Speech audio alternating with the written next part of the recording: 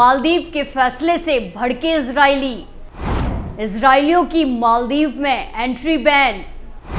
मोइज़ू सरकार के खिलाफ विरोध। इजराइल ने ढूंढ लिया दूसरा रास्ता।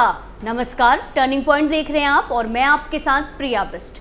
मालदीव एक बार फिर से सुर्खियों में है। इस बार मालदीव ने भारत से तो कोई पंगा नहीं लिया है, लेकिन इजराइल को लेकर एक बड़ा फैसला लिया है, जिसके बाद सोशल मीडिया पर जमकर फजीहत हो रही है और साथ ही इजराइल के लोगों ने भारत के लक्षद्वीप से मालदीव की तुलना करके मालदीव को आईना भी दिखाया है। तो क्या कुछ है पूरा मामला, चलिए आपको बताते हैं।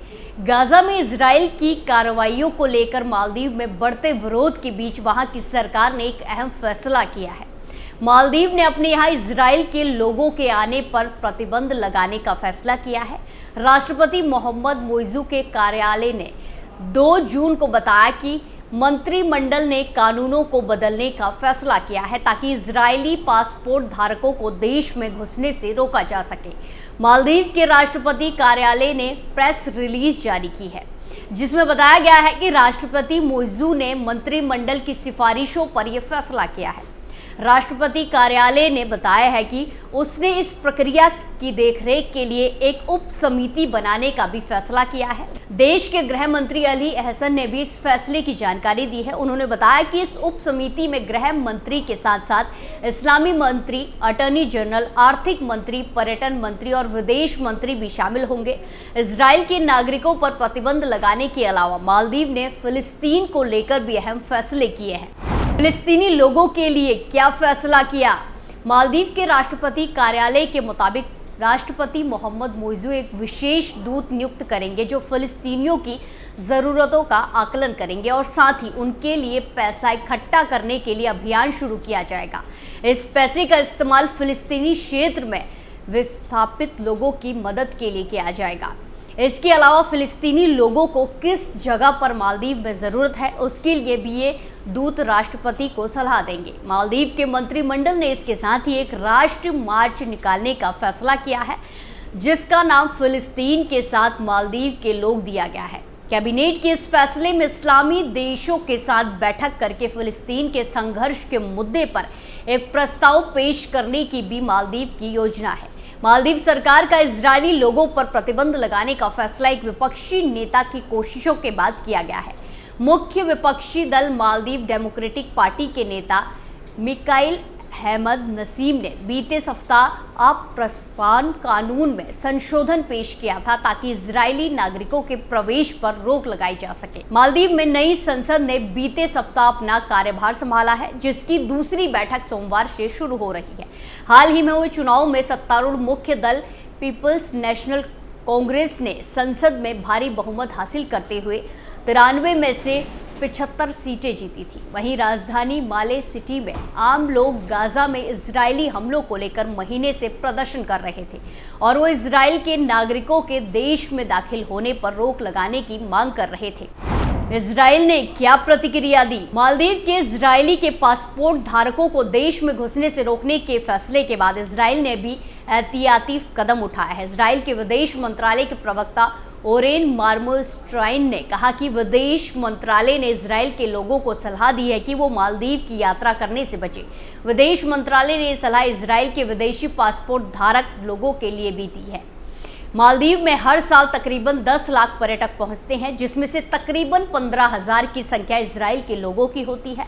बीते साल तकरीबन इजराइल के 11,000 नागरिकों ने मालदीव का दौरा किया था, जो मालदीव की कुल पर्यटक संख्या का 0.6% था।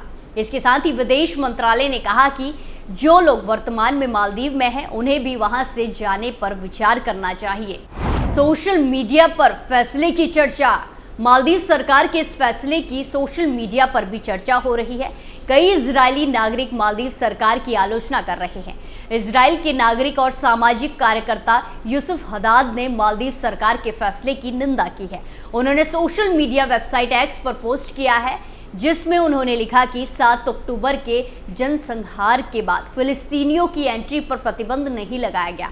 इसमें उन्होंने लिखा कि उनके मालदीव के लिए अगर आप इजरायलियों के साथ रेप किडनैप और जनसंहार कर रहे हैं तो आपका छुट्टियों के लिए स्वागत है, लेकिन अगर आप अपने देश की आतंकी संगठन से रक्षा करते हैं तो आपकी एंट्री की अनुमति नहीं है। उन्होंने ईरान, उत्तर कोरिया या सीरिया के नागरिकों की एंट्री पर प्रतिबंध नहीं लगाया है, सिर्फ इजरायलियों पर लगाया है। एक तरह से ये रंग भेद की परिभाषा है। उनके खूबसूरत द्वीप हो सकते हैं लेकिन उनकी नीतियां बदसूरत हैं। यहूदी विरोधी आतंकवाद के समर्थक उजे बलूत नामक एक यूजर ने पोस्ट किया है। इसमें उन्होंने इसे चौंकाने वाला नहीं बताया है। उन्होंने लिखा, मालदीव की रंगभेदी सरकार ने इजरायलियों के देश में दाखिल होने पर प्रतिबंध लगाने का फैसला किया है। ये बिल्कुल भी चौंकाने वाली बात नहीं है। इस तरह से मालदीव की इस्लामी शरिया तानाशाही ईसाइयों के साथ व्यवहार करती है। मालदीव ने खुद को 100% मुस्लिम घोषित किया हुआ है, यानी ईसाइयों के लिए कोई जगह नहीं है। मालदीव के नागरिक होने का मतलब है मुसलमान होना। देश के अंदर बेहद करीबी समुदायों के बीच इस्लामी मूल्यों से हटने को आसानी से पहचाना जा सकता है और इसके बारे में प्रशासन या मुस्लिम नेताओं को बता सकते हैं। इस वजह से जो इस्लाम त्याग देते हैं वो अपनी आस्था को रहस्य रखते हैं। अगर किसी के बारे में पता चलता है तो ईसाइयों की नागरिकता छीनी जा सकती है और शरिया का उल्लंघन करने पर मिलने वाले लाभ छीन सकते हैं। वहीं अशोक कुमार नाम के एक यूजर ने एक्स पर पोस्ट किया जिसमें उन्होंने बताया कि अंतर्राष्ट्रीय न्यायालय में चल रहे जनसंहार के मामले में मालदीव भी शामिल है। मालदीव एक इस्लामिक देश है। मालदीव की ब्रिटेन से 1965 में राजनीतिक रूप से पूरी तरह से आज़ाद हुआ था। आज़ादी के 3 साल बाद मालदीव एक संवैधानिक इस्लामिक गणतंत्र बना था। आज़ादी के बाद से ही मालदीव की सियासत और लोगों की जिंदगी में इस्लाम की अहम जगह रही है। 2008 में मालदीव में इस्लाम राजकीय धर्म बन गया। मालदीव में ज़मीन का स्वामित्व और नागरिक सुन्नी मुस्लिमों तक सीमित है। संविधान में ये अनिवार्य बना दिया गया है कि राष्ट्रपति और कैबिनेट मंत्री को कोई सुन्नी मुसलमान ही हो सकता है। मालदीव के कानून के अनुसार यहाँ इस्लाम की आलोचना को अपराध माना जाता है। मालदीव दुनिया का सबसे छोटा इस्लामिक देश है। मोहम्मद मुइज़ू ने राष्ट्रपति बनने के बाद पहला विदेशी दौरा तुर्की का किया था। इससे पहले मालदीव के नए राष्ट्रपति का पहला विदेशी दौरा भारत का होता था, लेकिन मुइज़ू ने ये परंपरा तोड़ दी थी। तुर्की मुस्लिम बहुल्य देश है और उसके साथ उस्मानिया सल्तनत की विरासत जुड़ी है। इसी विरासत के दम पर तुर्की के राष्ट्रपति रेचेप तय्यप एर्दोगान तुर्की को इस्लामिक देशों के नेता के तौर पर प्रस्तुत करते हैं। इजराइल के खिलाफ क्या है मामला? गाजा में जनसंहार को लेकर इजराइल के खिलाफ अंतर्राष्ट्रीय न्यायालय में दक्षिण अफ्रीका ने कानूनी कार्रवाई शुरू की थी। इस दौरान कोर्ट ने अस्थायी फैसला जारी करते हुए गाजा में फिलिस्तीनी लोगों के खिलाफ हिंसा रोकने का आदेश दिया था। 7 अक्टूबर को हमास ने इजराइल पर हमला किया था जिसमें तकरीबन 1200 लोगों की मौत हुई थी और हमास के लड़ाके 250 से अधिक इजरायली लोगों को बंधक बनाकर गाजा में ले आए थे। इसके बाद इजराइल ने गाजा में ज़मीनी कार्रवाई शुरू की थी। इसमें अब तक 36,000 से अधिक लोगों की मौत हो चुकी है, जिसमें अधिकतर आम लोग हैं। लक्षद्वीप फिर चर्चा में आया। मालदीव में इजरायली नागरिकों के बैन के बाद एक बार फिर से भारत के समुद्र तटीय पर्यटन स्थल चर्चा में आ गए हैं। एक्स पर इजराइल वॉर रूम नाम के पेज में लिखा गया है कि मैंने सुना है कि लक्षद्वीप मालदीव से ज़्यादा सुंदर है।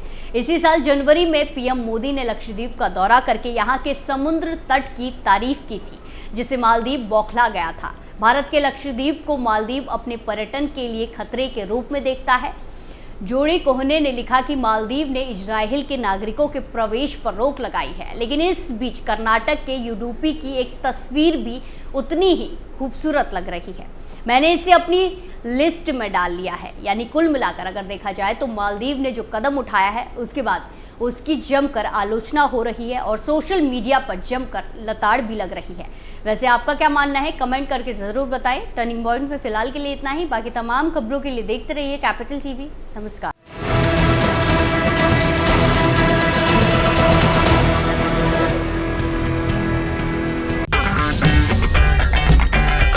अगर आपको हमारा वीडियो पसंद आया हो तो इसे लाइक करें, हमारे चैनल को सब्सक्राइब करें और हाँ, बेल आइकन दबाना ना भूलें ताकि आप तक हमारे वीडियो की नोटिफिकेशन पहुंचती रहे। आप अपना सुझाव हमें कमेंट बॉक्स में दे सकते हैं। हमारे साथ जुड़ने के लिए शुक्रिया।